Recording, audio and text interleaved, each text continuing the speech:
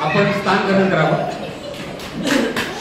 थोड्याच वेळात आपण त्यांची उत्सुकतेने वाट बघत आहात ते अवधेशजी महाराज उर्फ फक्कड महाराज इथे थोड्याच वेळात पदार्पण करणार आहेत। त्यांचं महत्त्व काय आहे, नर्मदा परिक्रमा का करायची असते, त्याचं महत्त्व काय, त्याचं रहस्य काय, ह्या सर्व गोष्टीचं आपल्याला पूर्णपणे माहिती देणारे म्हणजे आपल्या सर्वांचे आणि अगदी कडक असे महाराज अवधेशजी महाराज थोड्याच वेळात इथे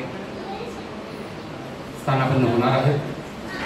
त्यांचं स्वागत होणारच आहे, परंतु जेव्हा त्यांचे इथे पदार्पण होईल तेव्हा सर्वांनी टाळ्या वाजवायच्या आहेत, त्यांचं टाळ्या वाजवून स्वागत करायचं।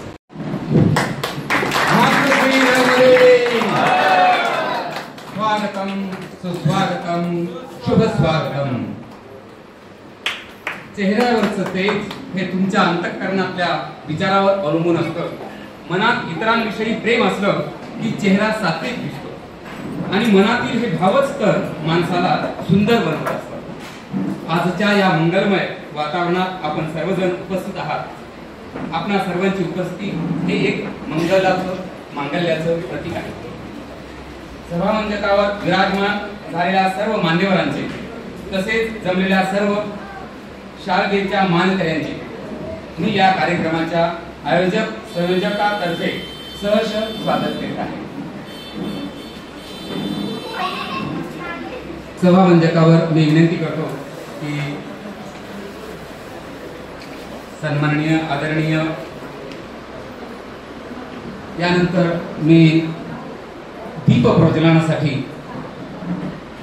संबंधित पाहुणे म्हणून दुसऱ्याला प्रकाश देणारी ज्योत त्यागाची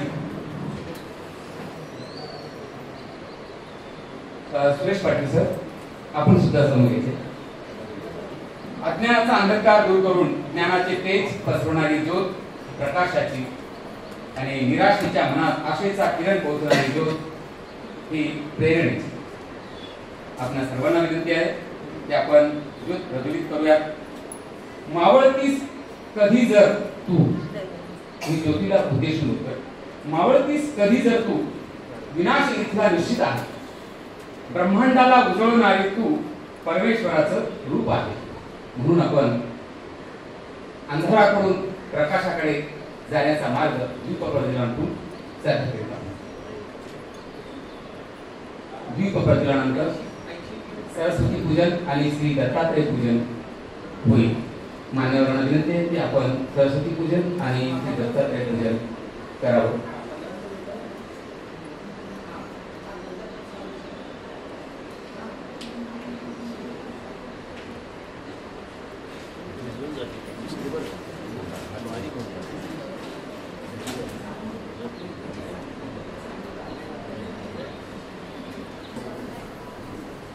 गुरु ब्रह्मा गुरु विष्णु गुरुदेव महेश्वरा गुरु साक्षात परब्रह्म तस्मै श्री गुरुवे नमः।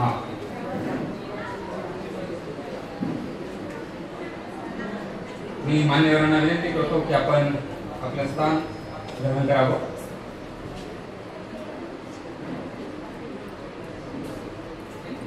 आणि आध्यात्मिक कार्यक्रमात एकत्र आलेलो आहोत। या सत्संगाच्या माध्यमातून आपण आपल्या जीवनातील ज्ञानाची आणि आत्म्याची वाट शोधू शकतो। या कार्यक्रमात आपण देवाच्या चरणी प्रार्थना करू, आपले विचार व्यक्त करू आणि एकमेकांशी संवाद साधू। या कार्यक्रमात सहभागी होऊन आपल्या जीवनात सकारात्मकता आणि शांती निर्माण करूया।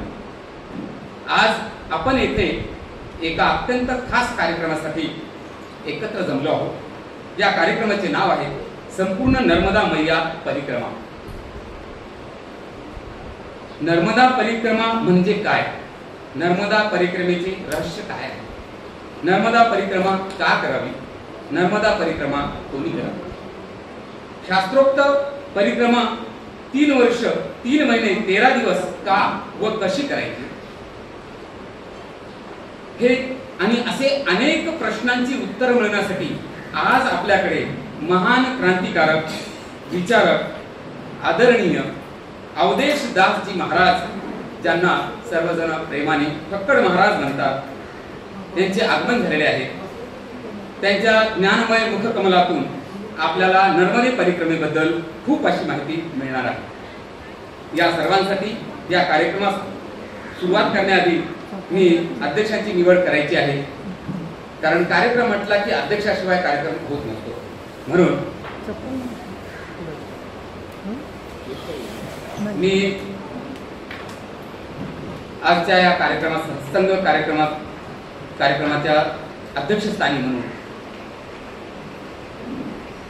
सत्संग समितीतील मान्यवरांच्या वतीने श्री महेशजी लाड यांना मी विनंती करतो की त्यांनी समोर यायचं आहे, स्टेजवर यायचं आहे आणि अध्यक्षस्थान स्वीकारायचं आहे। छत्रपती शिवाजी महाराज आणि अन्य उत्तम चित्र त्यांनी काढलेले आहे, जागतिक दर्जाचे चित्रकार आहेत।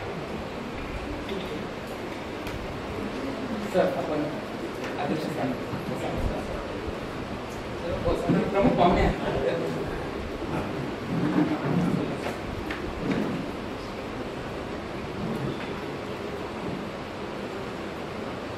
यानंतर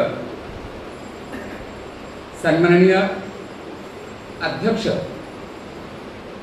श्री महेशजी लाड यांचं सन्मान सत्कार मी श्री गोविंद सोनवणे सर यांना विनंती करतो की आपण त्यांना शाल श्रीफळ व पुष्प देऊन त्यांचा सन्मान करा।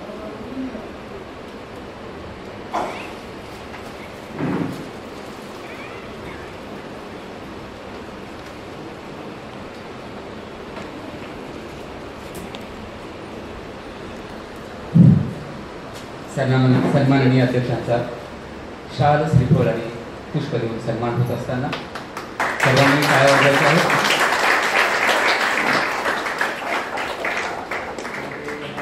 धन्यवाद सरजी।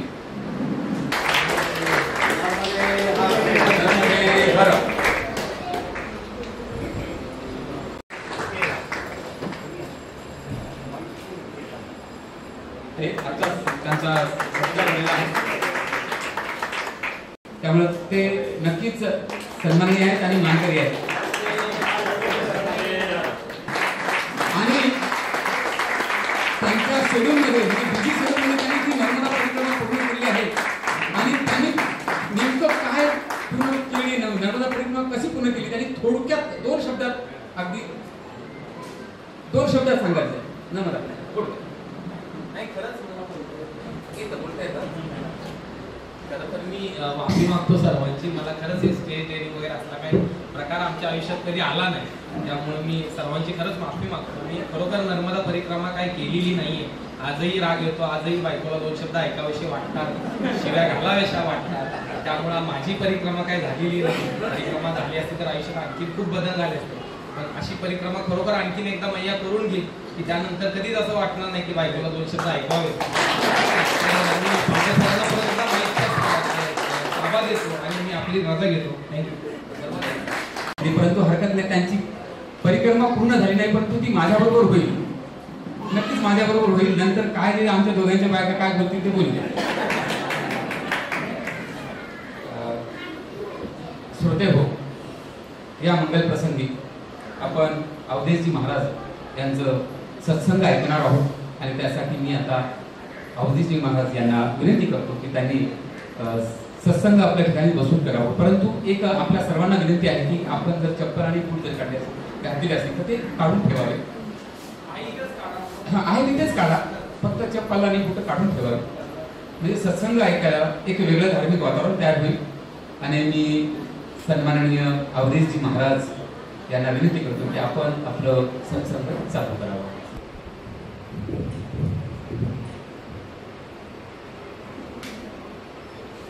मां नर्मदा जी की असीम अनुकंपा कृपा कि मां नर्मदा जी से इतनी दूर भौतिक रूप से होने के बाद में भी आप सबके हृदय में मां नर्मदा जी का जो प्रेम है, जिस प्रेम के लिए आप यहाँ पर सब विराजमान हैं, उसी प्रेम को मेरा बारंबार प्रणाम।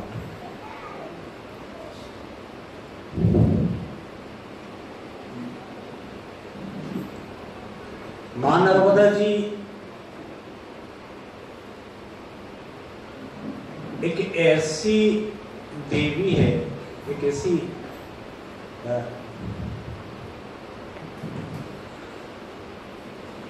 इसके बारे में वर्णन करना दुनिया का सबसे कठिन काम है।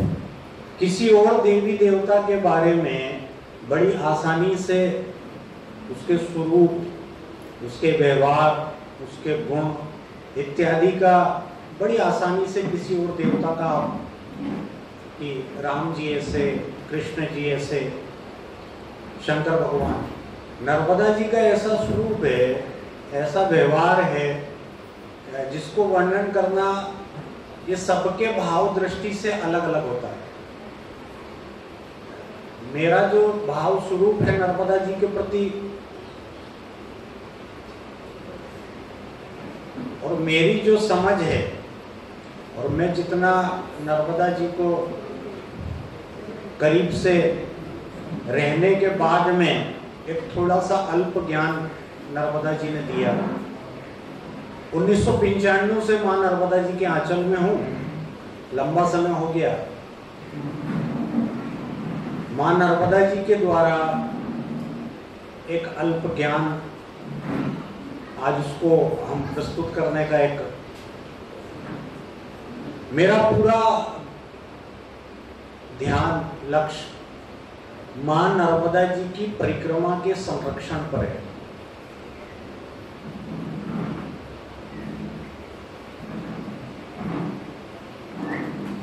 पहले तो ये समझना होगा हमें कि मां नर्मदा जी की परिक्रमा वास्तव में है क्या। आज के परिवेश में जैसा देखते हैं, ऐसा जंगल है, ऐसा तीरथ है,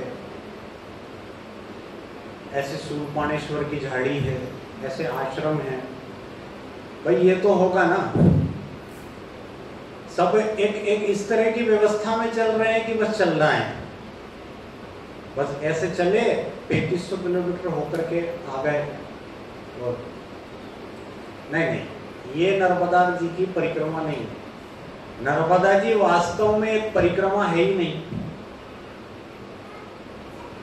नर्मदा जी एक अनुष्ठान है।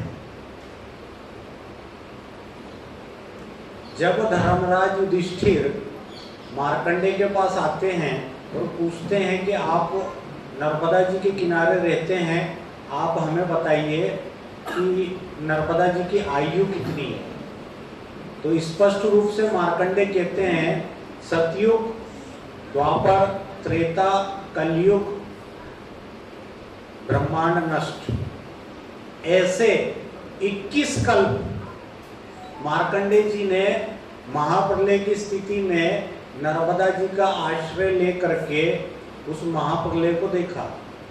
सीधा सीधा कहने का तात्पर्य ये है, नर्मदा जी 2-4 साल या 2-4 वर्ष, 2-4 कल्प से नहीं है, 22वें कल्प से लगातार बहती है। और नर्मदा मैया पूरा ब्रह्मांड नष्ट हो जाने के बाद में भी एक रेखा के रूप में मां नर्मदा विद्यमान है।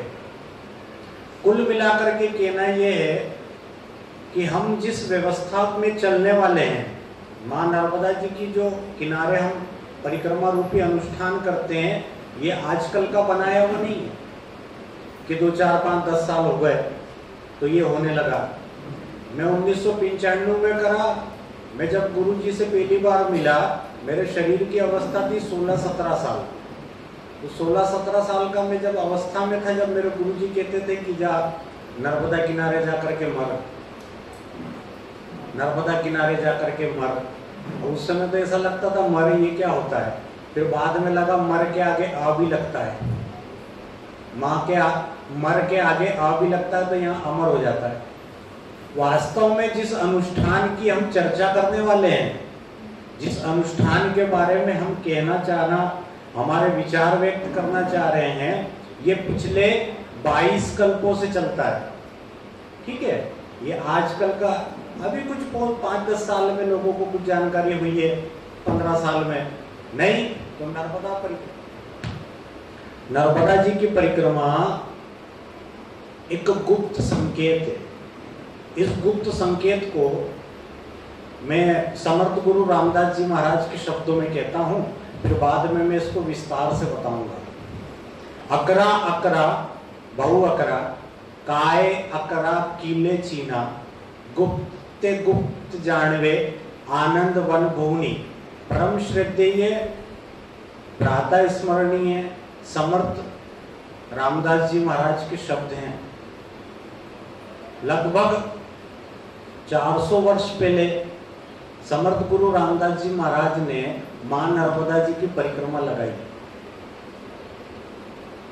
छत्रपति शिवाजी महाराज मां नर्मदा जी के सामने नतमस्तक हुए। इन व्यवस्थाओं को हमको समझना पड़ेगा। मेरा यहाँ विचार रखना,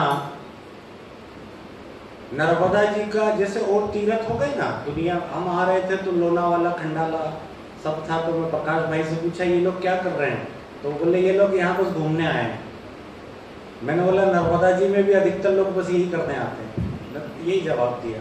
ना ना, ये एक अनुष्ठान है, ये this is not a picnic place. Narmada ji जो इज अ स्पिरिचुअल लैंड। आद्य गुरु शंकराचार्य 1200 साल पहले परिक्रमा लगाते हैं और अनेक ग्रंथों में मां नर्मदा जी के लिए कहते हैं कि मां नर्मदा जी आध्यात्म की जननी है। आद्य गुरु शंकराचार्य मां नर्मदा जी के लिए कहते हैं आध्यात्म की जननी है। वर्तमान भारत में आध्यात्म जहां से पैदा होता है ना, वो नर्मदा जी से शुरू होता है। तो ज्यादा समय ना लूं क्योंकि कई लोगों को दूर दूर जाना है, तो मां नर्मदा जी की महिमा अनंत है। हमारा पूरा सत्संग मां नर्मदा जी की परिक्रमा के स्वरूप पर है। सबसे पहले हमारा चिंतन होगा मां नर्मदा जी की परिक्रमा किन किन लोगों ने अभी तक करी।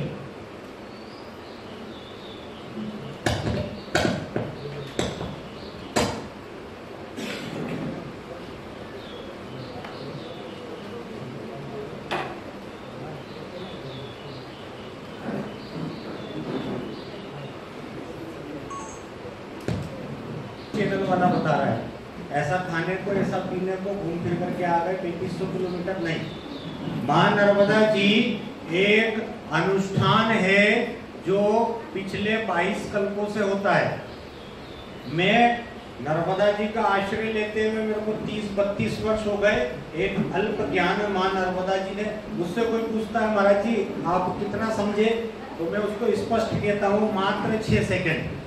30 वर्षों में मां नर्मदा जी को 6 सेकंड समझा और 1 सेकंड तो अभी अभी हुआ है कि 1 सेकंड की कृपा है कि मैं कुछ लोगों को समझा पा रहा हूं। नर्मदा जी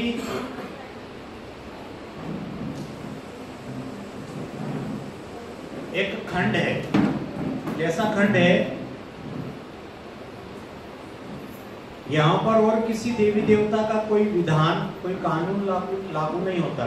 देखिए समझिए, हमारे भारत में 3 ऐसी क्षेत्र हैं, 3 क्षेत्र ऐसे हैं जिनके ऊपर ब्रह्मा जी का कानून नहीं चलता। ब्रह्मा जी का बनाया हुआ संविधान वहां पर लागू नहीं है। कौन कौन सी जगह? एक है काशी नगरी, भगवान विश्वनाथ वहां पर बैठे हैं।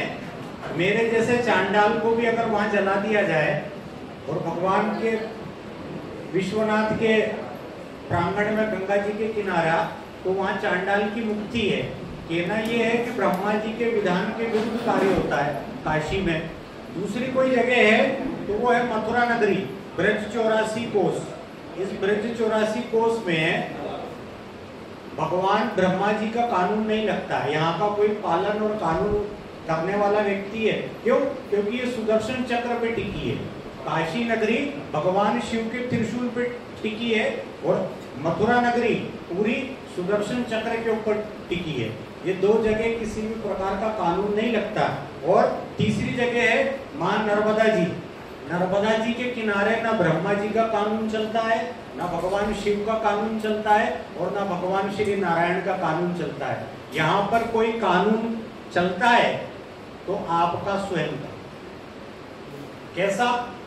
आप ही स्वयं एक नियम बनाते हैं, उस व्यवस्था के अंतर्गत चलते हैं। मार्कंडेय पुराण के अंदर स्पष्ट रूप से मार्कंडेय जी धर्मराज युधिष्ठिर को बोलते हैं कि किन किन लोगों ने इस अनुष्ठान को करा। पड़ोसी की मौसी का की ताई नहीं, हम प्राचीन बात करेंगे कि इस अनुष्ठान को किन किन लोगों ने अभी तक करा है 22 कल्पों। नर्मदे हर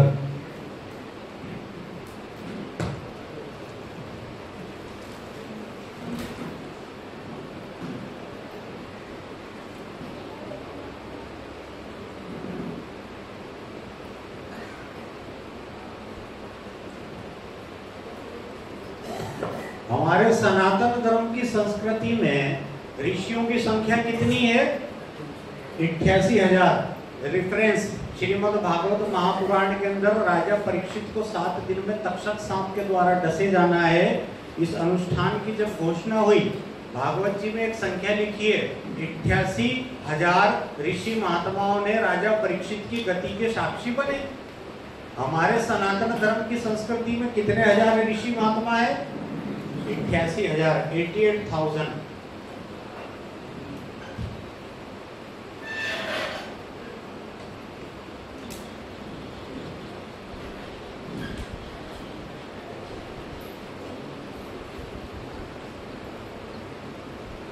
तैंतीस कोटि देवी देवता,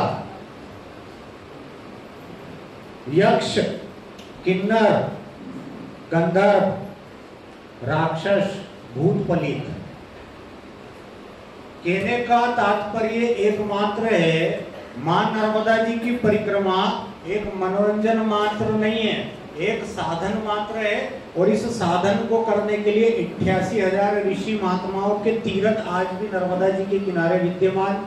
33 कोटि देवी देवताओं के नाम के तीर्थ आज विद्यमान। दुनिया का इकलौता तीर्थ जहां पर राम भगवान आकर के रामेश्वरम की स्थापना करते हैं, तो रावण आकर के रावणेश्वर की स्थापना करते हैं। श्री लक्ष्मण जी महाराज जिस नर्मदा जी के किनारे आकर के लक्ष्मणेश्वर महादेव की स्थापना करते हैं, तो मेघनाथ आकर के मेघनाथेश्वर महादेव की स्थापना करते हैं। ये एक ऐसी जगह है, गरुड़ जी आकर के गरुड़ेश्वर, हनुमान जी महाराज आकर के हनुमंतेश्वर, वाणासुर दैत्य आकर के वाणासेश्वर महादेव। कहना ये है, ये एक अनुष्ठान है। क्यों इन सब लोगों को आवश्यकता लगती है? पिछले 22 कल्पों से यह अनुष्ठान चलता है। पिछले 22 कल्पों से सतत मां नर्मदा जी की परिक्रमा का एक अनुष्ठान चलता है, और इस अनुष्ठान के भागी ये लोग हैं। इस अनुष्ठान को करने के लिए एक ऋषि महात्माओं ने एक सांख्य, एक गणित के द्वारा एक तिथियों का एक कलेक्शन कराया। उन्होंने एक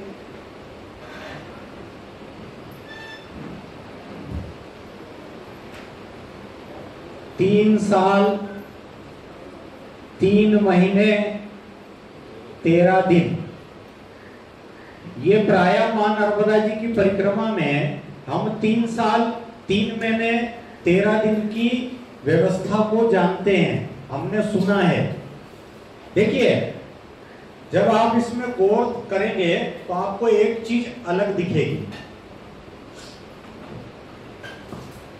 3 साल समझ में आता है, 3 महीने समझ में आता है, 13 दिन मेरे को आज तक समझ में नहीं आया। हमारे सनातन धर्म की संस्कृति में 13 शुभ है या 11 और 21? बताइए आप, 13 की संख्या शुभ मानेंगे या 11 और 21 की? 11, 21 बरोबर। अब यहाँ पर देखिए, बहुत मेरा नाम भक्कड़ है, मैं फिर बता रहा हूँ, मैं बहुत अनपढ़ आदमी हूँ, लेकिन नर्मदा जी ने इतना पढ़ा दिया कि मैं पढ़े लिखे लोगों को समझा सकता हूँ। ठीक है, बीच बीच में व्यंग चुटकुले भी करता हूँ, और ये देख करके ये नहीं देखना कि बाबा खतरनाक है। बाबा को जानने वाले जानते हैं कि बहुत अंदर से नरम है। 3 साल 3 महीने 13 दिन, 13 की जगह 11 होता तो मैं स्वीकार करता, 21 होता तो मैं स्वीकार करता। मैं आज तक ये 13 दिन स्वीकार नहीं कर पाया। क्यों? क्योंकि हमारे सनातन धर्म में हम दिनों का अनुष्ठान नहीं करते, हम तिथियों का अनुष्ठान करते हैं। हमारे सनातन धर्म में हम आषाढ़ी एकादशी का रास्ता देखते हैं, वो चाहे 5 तारीख को हो, चाहे वो मंगलवार हो कि बुधवार हो। हमारा धर्म किससे चलता है? तिथियों से। ये 3 साल 3 महीने 13 दिन नहीं है, इसको वामपंथियों ने तोड़ करके 3 साल 3 महीने 13 दिन कर दिया, जबकि ये एक्चुअल में है कुछ और। समझिए, आपने ये समझ लिया, आपको परिक्रमा को करने में आनंद आएगा। आज ऐसा लग रहा है कॉलेज के अंदर अपन ही प्रोफेसर है।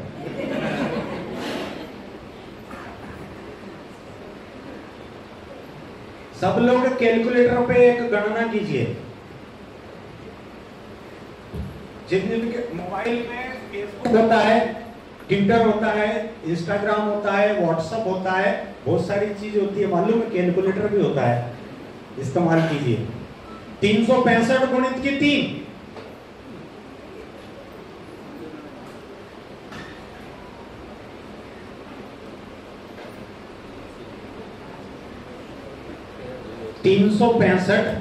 गुणित की 3 प्लस 90 प्लस 13,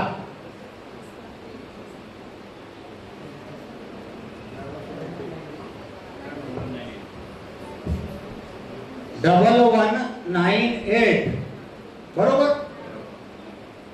ये 90 दिन 3 महीने की सूचना देते हैं। ऐसा भी तो होता है ना, 2 महीने 31 के हो, 2 महीने अगर ये तो 30 दिन जोड़े, 2 महीने अगर 31 के हुए तो अपन इसमें 2 और जोड़ लो, कितना आया? वास्तव में मां नर्मदा जी की परिक्रमा को करने के लिए हमारे प्राचीन ऋषि महात्माओं ने एक सुंदर सांख्य गणित, एक अनुष्ठान की योग को करने के लिए 1200 तिथियों का एक पैकेज बनाया, जिसको आज की स्थिति में तोड़ करके हम 3 साल 3 महीने 13 दिन, ये 13 की जगह 11 होता ना, मैं मैया से झगड़ा नहीं करता। ये जिस दिन से मैंने 13 सुना ना, जब से मेरा दिमाग में आया नहीं 13, अब जाकर के नर्मदा जी ने बताया कि ये 13 क्यों। मैं उसके पीछे लग गया, मेरे को 13 नहीं समझ में आया। मेरे को 3 साल समझ में आता है त्रिगुणात्मक शक्ति, ब्रह्मा विष्णु महेश। मेरे को फिर 3 महीने समझ में आता है सतोगुण तमोगुण रजोगुण। मेरे को 13 समझ में नहीं आया। जब नहीं समझ में आया तो मैंने मां नर्मदा जी से झगड़ा करा, और मां नर्मदा जी ने मेरे को बताया कि ये 3 साल 3 बताया से मतलब ये नहीं समझना कि मैं बात करता हूँ, नहीं तो फिर वो सब हो जाएगा कि महाराज जी सब जानते हैं। वास्तव में मां नर्मदा जी की परिक्रमा को करने के लिए हमको 1200 तिथियों को नर्मदा जी के किनारे व्यतीत करना पड़ेगा, जिसको बोला जा रहा है 3 साल 3 महीने 13 दिन। महाराज इतनी तिथियां चलने पर आखिरकार नर्मदा जी देती क्या है, इसका व्याख्यान करेंगे, लंबा जाएगा। लेकिन देखिए, सूर्य का 365 दिन बरोबर, सूर्य 365 दिन चल रहा है, उसी अवधि में चंद्रमा चलता है 354 दिन। दोनों में डिफरेंस आता है 10, साढ़े 10, 11 दिन का। 1 साल में 10 दिन, 2 साल में 20 दिन, 3 साल में, प्रत्येक 3 साल के बाद क्या आता है?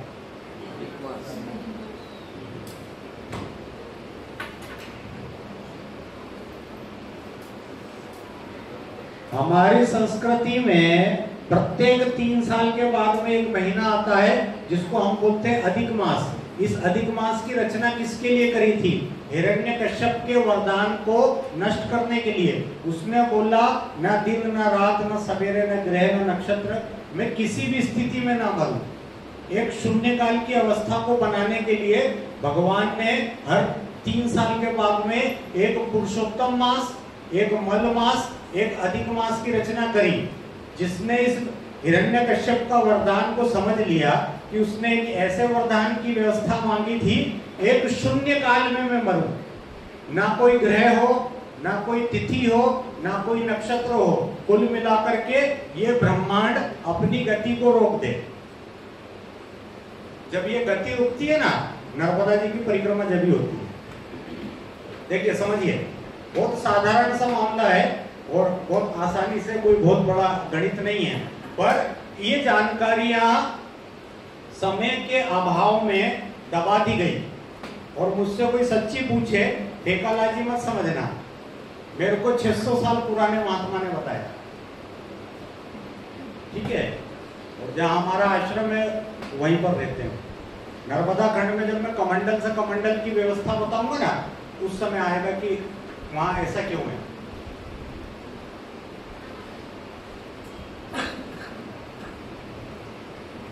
प्रत्येक 3 साल के बाद में अधिक मास, बरोबर।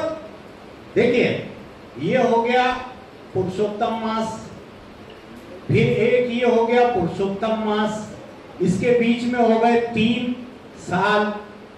कितने दिन हो गए? 3 साल 2 महीने। दिख रहे हैं आपको? देखिए शॉर्ट आउट करूंगा जल्दी। 3 साल 3 महीने 13 दिन परिक्रमा को चलने के लिए बोला, लेकिन इस पुरुषोत्तम मास के प्रथम दिन शुरू करना है और इस पुरुषोत्तम मास के अंतिम दिन खत्म करना है। बीच में 3 साल। आप कितने हो गए? 3 साल 2 महीने। 3 साल 3 महीने 13 दिन में से 3 साल 2 महीने आप समझ पा रहे हैं? बरोबर? जबरदस्ती मुंडी नहीं लगा।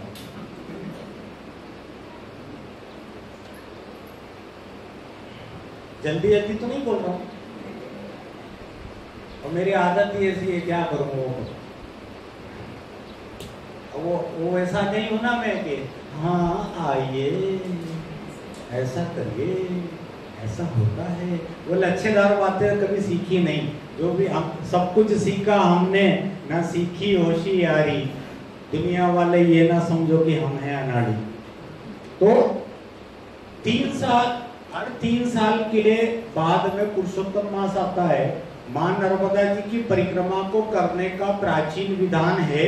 इस पुरुषोत्तम मास के प्रथम दिन परिक्रमा को शुरू करना है, पूरा 3 साल व्यतीत करना है, और अगले पुरुषोत्तम मास के खत्म होने के अंतिम दिन पर आपको परिक्रमा को रोकना है। आप वास्तव में कितने दिन चले? 3 साल 2 महीने। अब सब बोल रहे 3 साल 3 महीने 13 दिन।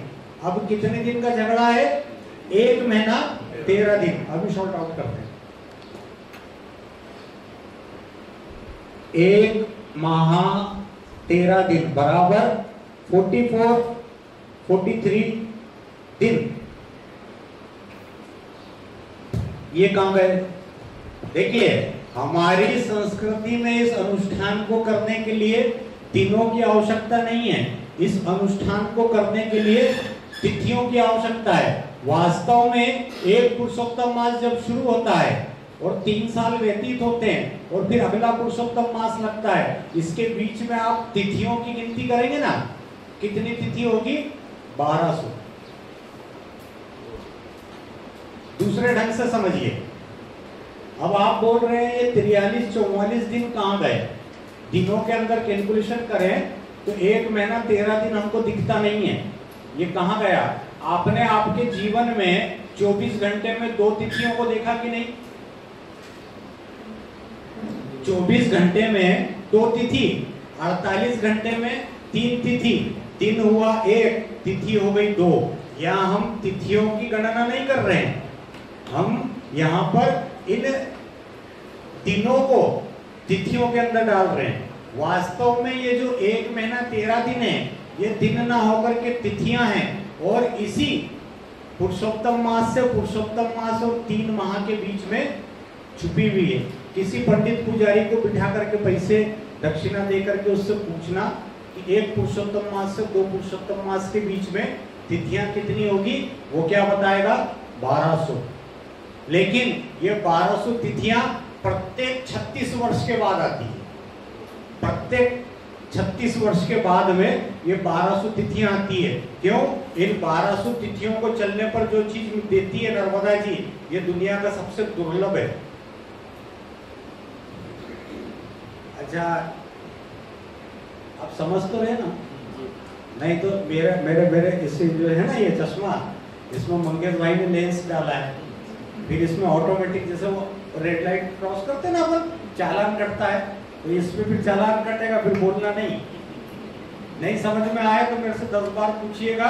मैं आप ही लोगों के लिए 700 किलोमीटर दूर से आया हूँ, मैं आप ही लोगों के लिए आया हूँ।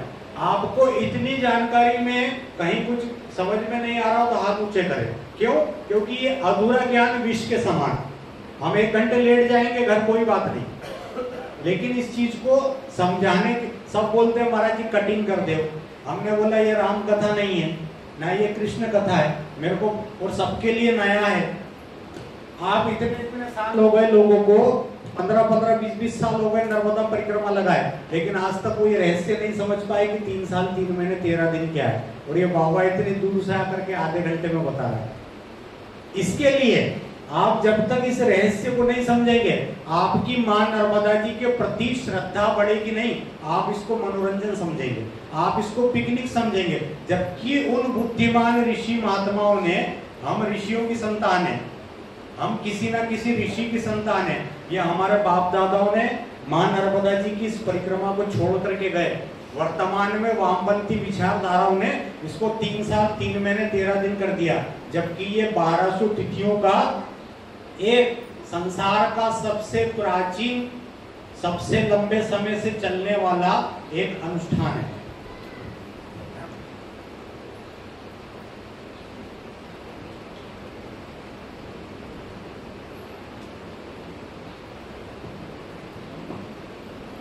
कोई डाउट?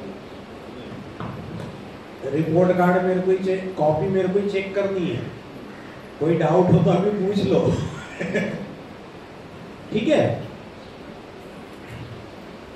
आपको कोई और किसी को संदेह आ रहा है इसमें? ये 1200 तिथियों का सुना है कभी? 3 साल 3 महीने 13 दिन कितने लोगों ने सुना है? सुना है ना? नर्मदा परिक्रमा में जो लोग जाते हैं सबको मालूम है कि ये क्या है। जब तक इसको समझेंगे नहीं, हम आगे बढ़ेंगे नहीं। पहली बार सुनने में ऐसा लगता है कि बाबा जी क्या बता रहे हैं, लेकिन ये नर्मदा जी की परिक्रमा को करने का एक आधार स्तंभ है। 4 स्तंभों के ऊपर हम चर्चा करेंगे।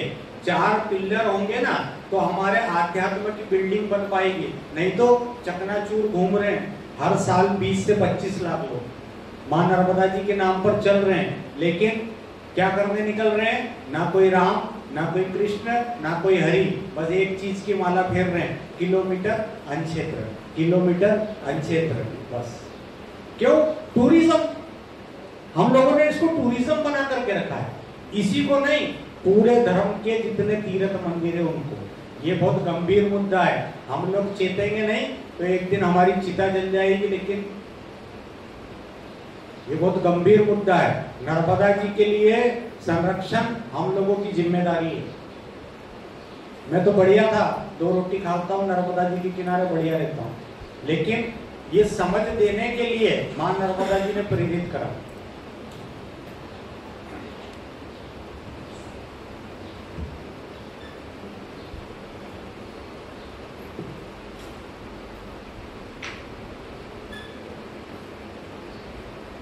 बारह सौ तिथियां। आखिरकार महाराज जी आप ये भी बता दो कि ये 1200 तिथियों को हमने चला, इनको चलने का एक तरीका है। इन 1200 तिथियों को मां नर्मदा जी के किनारे व्यतीत करने का एक तरीका है। उस तरीके को बोलते हैं क्वालिफिकेशन, योग्यता। इस अनुष्ठान को करने के लिए 1200 तिथियों के एक अनुष्ठान को करने के लिए एक विशेष प्रकार की योग्यता की आवश्यकता है। बिगर योग्यता के आप किसी भी फील्ड में जाओगे आपके लिए वो हानिकारक है।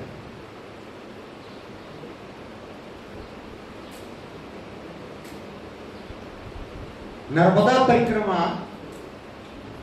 की योग्यता, इसके मैं आगे जाऊंगा, पहले योग्यता बता दूं, फिर आपको लेकर के जाऊंगा कि 1200 तिथियों के आखिरकार रहस्य क्या है। उसको मैंने छोड़ दिया, लेकिन इन 1200 तिथियों को मां नर्मदा जी के किनारे व्यतीत करने की एक क्वालिफिकेशन है, एक योग्यता है। नर्मदा परिक्रमा को करने के लिए योग्य कौन है मालूम है? एकमात्र, बुरा नहीं मानना, लेकिन मेरी बात को पूरा समझना, एकमात्र और एकमात्र साधु और सन्यासी मां नर्मदा जी की इस परिक्रमा को करने की योग्यता रखते हैं। अब विषय ये आता है कि साधु किसे बोला जाए, आखिरकार हम साधु किसको समझते हैं? अधिकतर लोगों की यही भावना है, ऐसी जटा हो, भगवा पहनता हो, मंदिर मठ रखता हो, ब्रह्मचारी हो, 4 बातें ज्ञान की, हम उसी को साधु मानते हैं क्या?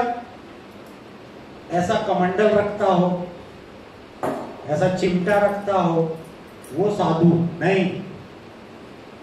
आद्य गुरु शंकराचार्य जिन्होंने सन्यास धर्म की रचना करी, जिन्होंने इस सन्यास को बनाया, वे सन्यासी के लिए, साधु के लिए एक अलग व्यवस्था बोलते हैं। ध्यान पूर्वक सुनिएगा। साधु ना कोई घर बार छोड़ा हुआ व्यक्ति और ना कोई घर गृहस्थी में रहने वाला, साधु ना कोई ब्रह्मचारी और ना कोई 4 बच्चे वाला, साधु ना कोई पुरुष और ना कोई महिला, और साधु बनने की कोई उम्र नहीं।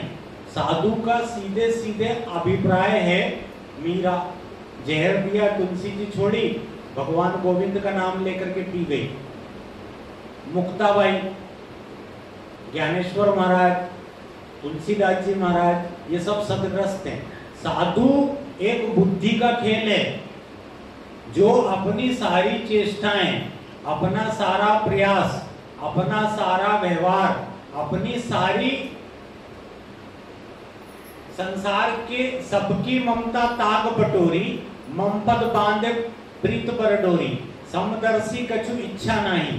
कहना ये है, साधु उस व्यक्ति को बोला जाता है जिसका सारा जीवन धर्म के प्रति समर्पित हो, उस व्यक्ति को साधु बोला जाता है। नर्मदा परिक्रमा इसके लिए सिर्फ और सिर्फ साधुओं के लिए। जब तक आपकी बुद्धि में साधुत्व नहीं आएगा, आपका नर्मदा जी के किनारे आकर के चलना फिरना वो एक सांसारिक बुद्धि से आपके शरीर को कष्ट देने वाला है। जब तक आप साधुत्व को नहीं अपनाते, आपको संसार 4 महीने की परिक्रमा है, आप 4 महीने के लिए क्या घर का त्याग नहीं कर सकते? 4 महीने के लिए मोबाइल इत्यादि का आप वर्जित नहीं कर सकते। लेकिन आज के परिवेश में देखते हैं तो सिर्फ फोटो खींचना है, वीडियो बनाना, स्टेटस डालना है, फेसबुक डालना है। ये नर्मदा परिक्रमा नहीं है। नर्मदा परिक्रमा में साधु की बुद्धि की आवश्यकता है। जब तक आप में साधुत्व नहीं आएगा ना, नर्मदा जी आपको एक मनोरंजन साधन दिखेगी, लेकिन जैसे आप अपनी बुद्धि में साधुत्व को लाएंगे, नर्मदा जी आपको आध्यात्म को देने वाली दिखेगी। ये आध्यात्मिक परिक्रमा है। और दूसरे तीर्थ में जाओ, कुछ भी करो, नर्मदा किनारे चलेगा नहीं। क्यों? दुनिया का सबसे प्राचीन अनुष्ठान है। ये सिर्फ भक्ति, भजन और साधन करने की जगह है, ना कि एक मनोरंजन और पिकनिक की जगह। इसके लिए हम यहाँ हमको समझना पड़ेगा ये क्या है। नहीं तो हम अपने हाथों से हमारे धर्म को नष्ट करने वाले बन जाएंगे। प्रतिवर्ष 15 से 20 लाख लोग परिक्रमा में चलते हैं, लेकिन बस वो चल रहे हैं, बस चल रहे हैं, पर कहीं पहुंच ही नहीं पा रहे।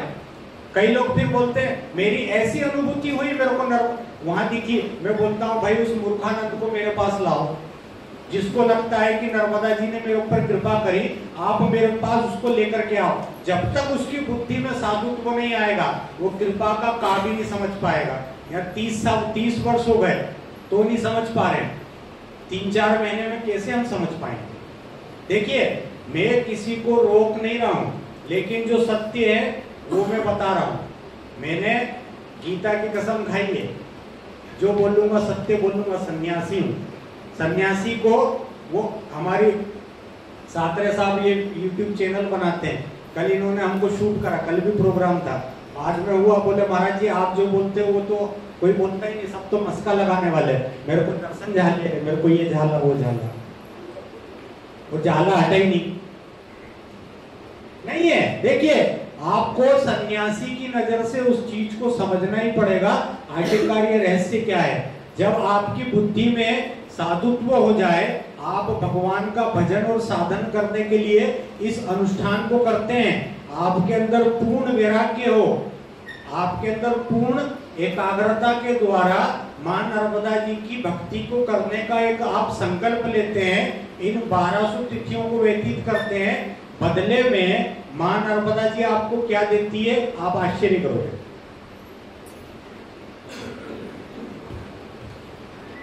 उन बुद्धिमान महात्माओं ने साधुत्व की बुद्धि को प्राप्त करके इन 1200 तिथियों को मां नर्मदा जी के पवित्र आंचल में व्यतीत किया।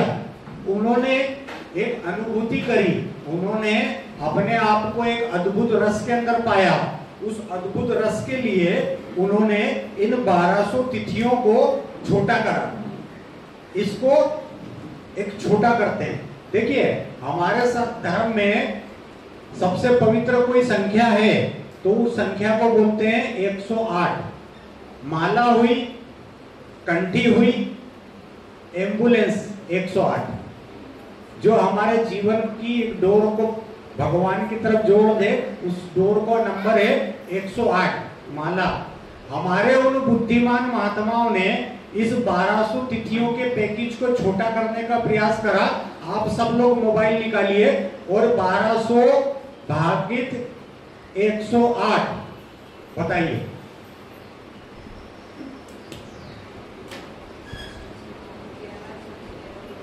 अकरा अकरा बहु अकरा काय अकरा कीले चीना गुप्त गुप्त जानवे आनंद वन भुवनी।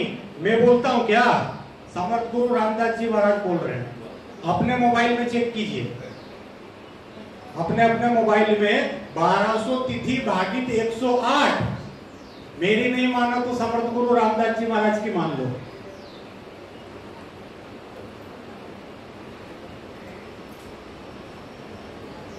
मोबाइल में 14 बार 1, कितने भुवन है 14, कितने रत्न है समुद्र मंथन के 14, भगवान कितने साल के लिए वनवास गए 14। देखिए ध्यान से, 2 2 4 2 6 1 7 8 1 9 क्षितिजल पावक गगन समीरा पंच रचित जे अदम शरीरा पंच तत्व 5 और 9। हमारी सनातन धर्म की संस्कृति में एक खगोलीय घटना का, एक खगोलीय रहस्य का बहुत गहरी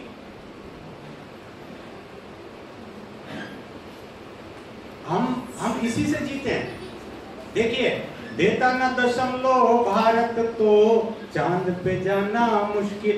अरे ये हमारा जो भी जीवन है ना, एक एक सांस इन्हीं गणित के ताने बाने पर लगी है। यहाँ प्रश्न मां नर्मदा जी का है। मां नर्मदा जी की परिक्रमा को करने पर 1200 तिथियों को साधु की योग्यता से आप व्यतीत करते हैं, आपको निकल करके आया 11.11111।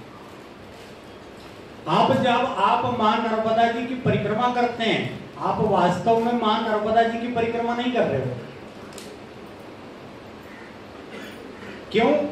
रिफरेंस आद्य गुरु शंकराचार्य ने नर्मदा अष्टक लिखा है, वो एक अलग बात बोलते हैं। महेश धाम गौरवम सर्व तीर्थ नायकम महेश धाम गौरवम। आद्य गुरु शंकराचार्य मां नर्मदा जी के लिए बोलते हैं कि मां नर्मदा जी एक तीर्थ है, एक धाम है, और इस तीर्थ और धाम में कौन रहता है? भगवान शिव। नर्मदा जी के प्रत्येक कंकड़ में भगवान शिव का निवास है। आप वास्तव में जब मां नर्मदा जी के किनारे साधु के योग्यता में, साधु के आंतरिक भाव में आप इन 1200 तिथियों को व्यतीत करते हैं और शंकर भगवान की उपासना करते हैं, आपको फल क्या मिलता है? 11। आप जब भगवान शिव की परिक्रमा, क्यों, मां नर्मदा जी एक मंदिर है, मां नर्मदा जी एक तीर्थ है, मां नर्मदा जी एक धाम है, और इस तीर्थ मंदिर धाम के प्रधान देवता कोई है तो भगवान शिव। प्रत्येक कंकड़ में शिव रहता है ना। अब हमको लगता है, देखिए कैसा है, हमको समझना पड़ेगा, हमारी बुद्धि को वहां तक लेकर के जाना पड़ेगा। कोई बोलता महाराज जी बड़ी बड़ी बातें करते हो, खूब बड़ी बड़ी फेकालाजी करते हो, आपको भगवान दिखे? हम बोले नहीं, बिल्कुल नहीं। भगवान दिखे होते तो अभी भगवान को भी प्यारे हो गए होते, यहाँ थोड़ा ना होते। फिर क्यों इतनी इतनी बड़ी बड़ी बातें करते हैं आप? हम बोले देखो भाई, हम उन बातों को करते हैं जो समर्थ गुरु रामदास जी महाराज कहते हैं, जो गजानन महाराज कहते हैं, जो गौरी शंकर महाराज कहते हैं, जो दही बेड़ा वाले नाखून वाले महाराज कहते हैं, बर्फानी महाराज कहते हैं, परम संत मां नर्मदा जी के सपूत निमाड़ के राजा सियाराम दास जी महाराज कहते हैं।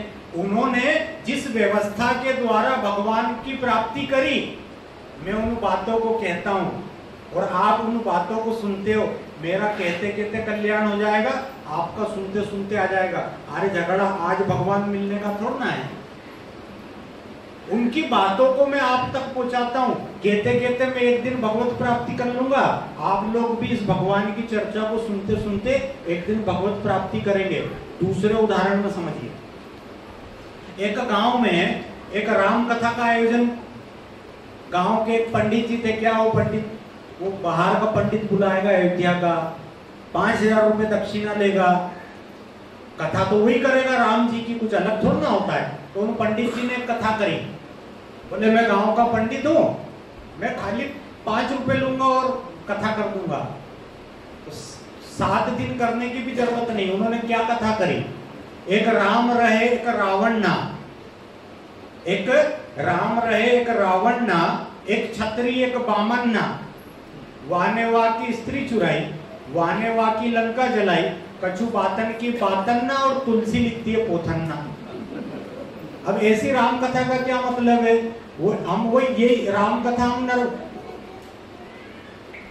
मैया की यही कथा हम मोबाइल पे देख रहे हैं, ऐसा चलो ऐसा घूमो। फिर कई लोग मूर्खानंद, मेरी अनुभूति, मेरे को दर्शन झाला, कहाँ झाला? मगर में। अरे वाह वाह वाह, एक काम करो भाई, 2 अगरबत्ती लेकर के उस मगर की आरती तो उतारो। वो मगर क्या बोलेगा, अगर तुम मिल जाओ तो मैया में ले जाऊंगा मैं, अगर तुम मिल जाओ तो तुमको खा जाऊंगा मैं। हमको लग रहा है नर्मदा जी वो मगर के पीछे लगे उधर, वो मगर ने जगह भी नहीं छोड़ता। वो बोला अच्छा है यार। देखिए ये तो मजाक का विषय है। मगर के दर्शन को करने से मां नर्मदा जी की अगर प्राप्ति होती है, एक रोटी लेकर के जाना और उस मगर को खिलाना।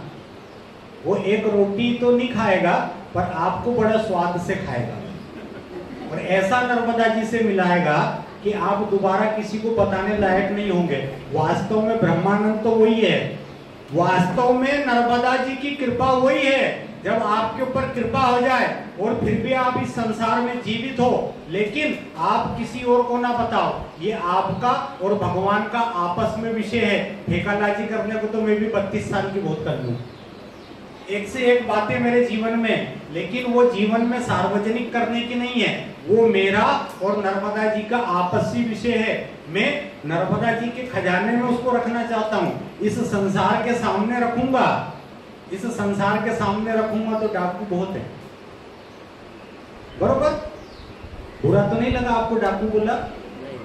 लगे भी तो क्या, पुलिस अपने घर की।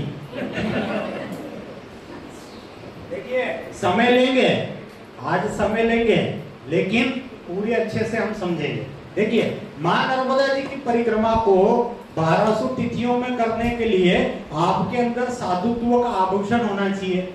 आप साधु की बुद्धि से 1200 तिथियां चलते हैं, आपको इसको छोटा करते हैं, आपको बदले में आप शिव जी की परिक्रमा कर रहे हैं। आपको मिलता क्या है? इस अनुष्ठान का फल क्या है? कई बोलते हैं महाराज जी हम निष्काम करते। हम बोले भाई कर, पर कम से कम समझ तो सही कि अनुष्ठान है क्या। तेरे को मालूम ही नहीं कि ये क्या अनुष्ठान है और बोलता हम निष्काम करते। पहले समझेगा जब तो कामना रहित होगा कि इस अनुष्ठान का, नर्मदा जी के अनुष्ठान का फल क्या है, फिर तो निष्काम हो। जब हम पूरी इस व्यवस्था को करने के लिए 1200 तिथियों में, आज के वर्तमान समय में मां नर्मदा जी की परिक्रमा की लंबाई है 3500 किलोमीटर, 3500। प्रत्येक किलोमीटर पर 1200 तिथियों में 24,000 का जाप करते हैं। 1 किलोमीटर गुणित की 3500, 8 करोड़ 40 लाख। 8 करोड़ 40 लाख जाप करना है नर्मदा किनारे। अब हमने तो फेसबुक का स्टेटस करना है, हमने तो शाम की सवेरे की अपडेट देनी है, हमने तो व्हाट्सएप ग्रुप पे चैटिंग करनी है, हमने तो खिचड़ी रोटी ये करना है, भजन करना है नहीं। देखिए मां नर्मदा जी के किनारे इस अनुष्ठान को करने के लिए 8 करोड़ 40 लाख जाप करते हैं 3 साल में। हमारे समर्थ गुरु रामदास जी महाराज ने 13 करोड़ का जाप करा था, हनुमान जी के बरोबर हुए। प्राचीन विधान है, सन्यासी को अपने जीवन में 13 करोड़ का जाप करना है। मां नर्मदा जी वास्तव में भजन करने की जगह। जब हम भजन करते हैं, भगवान शिव की कृपा को महसूस करते हैं, हमारे पास में जब 1200 में 108 का भाग देते हैं, हमारे पास 11 निकल करके आता है। मेरा आपसे प्रश्न, भगवान शिव की इस अनुष्ठान को करने से, मां नर्मदा रूपी परिक्रमा में आप भगवान शिव के अनुष्ठान को करने से भगवान शिव आपके ऊपर प्रसन्न होते हैं, आपके ऊपर कृपा करके आपको क्या देते हैं? 11। कौन सा 11? भगवान शिव के 11वें रुद्र अवतार कौन है? श्री हनुमान जी महाराज। मां नर्मदा जी की परिक्रमा को व्यवस्थित करने से, विधिवत करने से वास्तव में मिलता क्या है? 11वें रुद्र श्री हनुमान जी महाराज के बरोबर तो क्या देगा कोई? आप ये सोचिए कि श्री आपने पूरा अनुष्ठान करा, श्री हनुमान जी महाराज आपके ऊपर खुश हुए। खुश होने के ऊपर आपसे बोला ये देखो ये मेरी पूंछ, ये पूंछ का आखिरी बाल, इसके 1 करोड़ टुकड़े, 1 टुकड़ा तुम रखो। वास्तव में क्या मिलता है आपको? पूरी दुनिया के ज्ञान, पूरी दुनिया की पैसा, पूरी दुनिया का शक्ति, पूरी दुनिया में जो कुछ है अच्छा बुरा, दुनिया में नहीं पूरे ब्रह्मांड में, इसको एक तरफ कर दो और उस पूंछ के बाल की ताकत में इन सब चीजों से 1000 गुना ज्यादा ताकत है। वास्तव में मां नर्मदा जी एक आध्यात्म की अपने पिछले जन्म को नष्ट करके अगले जन्म को बनाने की एक यात्रा, पिछले 22 कल्प से 88,000 ऋषि महात्मा, 33 कोटि देवी देवता, यक्ष किन्नर गंधर्व ऋषि महात्मा, 5000 साल पहले पांडव, 1200 साल पहले आदि गुरु शंकराचार्य, 400 साल पहले समर्थ गुरु रामदास जी महाराज, 300 साल पहले गौरी शंकर महाराज, 100 साल पहले सीतारामदास जी महाराज, और मेरे जैसे आपके जैसे लोग चल रहे हैं। और हम क्या कर रहे हैं? ले खींच मेरी फोटो, ले खींच मेरी फोटो, ले खींच मेरी फोटो, ले खींच। द क्वीन फिल्म का गाना है, सुना होगा, कंगना रनावत। मेरे को अच्छी लगती है। मेरे को एक चीज और अच्छी लगती है, जब कोई इस तरह का गाना गाता है ना, ले खींच मेरी फोटो, ले खींच मेरी फोटो, मेरे को याद आता पुष्पा। पुष्पा साला पक्कड़ झुकेगा नहीं। मेरे को पुष्पा पार्ट 2 का एक गाना याद आता है, थप्पड़ मारूंगी, थप्पड़ मारूंगी। सुना है गाना? एक टाइटल सॉन्ग है पुष्पा में, मैंने सुना। तो कहना मेरा ये है, ये मैं नहीं मारूंगा, आप अपने आप को सांसारिक विचार मां नर्मदा जी की परिक्रमा में करके आप अपनी बुद्धि को थप्पड़ मारते हो। आप अपने आप को इस अनुष्ठान के संकल्प के अंदर चलने के बाद आप अपने आप के सबसे बड़े दुश्मन। आप 4 महीने के अंदर परिक्रमा करते हैं। अरे भाई 4 महीने या 40-40 साल हो गए लोगों को, आप 4 महीने के लिए साधु तो बन करके देखो। दूसरी चीज,